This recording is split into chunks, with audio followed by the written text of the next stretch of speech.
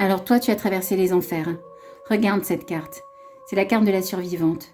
Tu as vécu des choses super dures dans ta vie.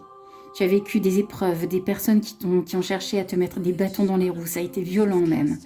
Violent physiquement pour certains, violent psychiquement, psychologiquement pour d'autres. Mais toi, malgré les blessures, tu n'as pas perdu ta hargne de vivre en fait. Et tu avances, tu sors de toute cette période compliquée. Tu sors parce que tu t'es pas laissé abattre. Tu n'as pas accepté le statut de victime. Tu continues à avancer, à avoir cette pulsion de vie en toi. Et tu fais très bien.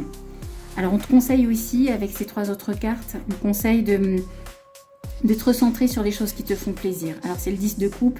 Le 10 de coupe, il te parle aussi de ta famille en fait, de tes proches, de ceux que tu aimes.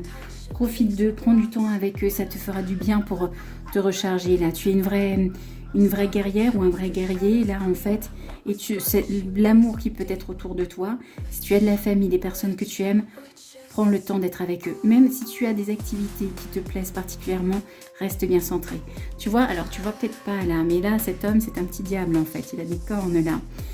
Les personnes toxiques, méchantes que tu as pu rencontrer dans ta vie, qui t'ont fait rencontrer tellement d'épreuves, elles sont peut-être encore autour de toi.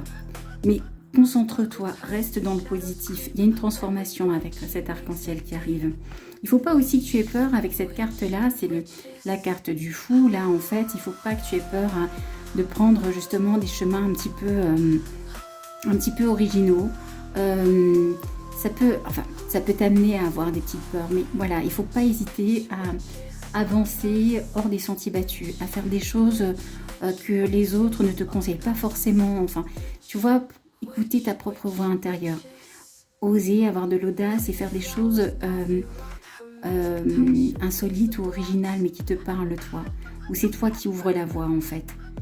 Ce qui est intéressant aussi chez toi, c'est qu'avec le pendu à l'envers, à l'endroit, donc c'est comme ça, puisque le pendu est censé être pendu par les pieds.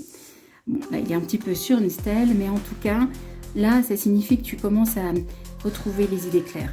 Il y a eu tellement de choses à gérer, tellement de choses compliquées que tu as peut-être un peu perdu ta clarté d'esprit. Là, en ce moment, tu retrouves ta clarté d'esprit, tu empruntes de nouvelles voies, tu crées ta propre voie, et puis tu partageras des moments agréables, même si les personnes négatives peuvent rôder toujours autour.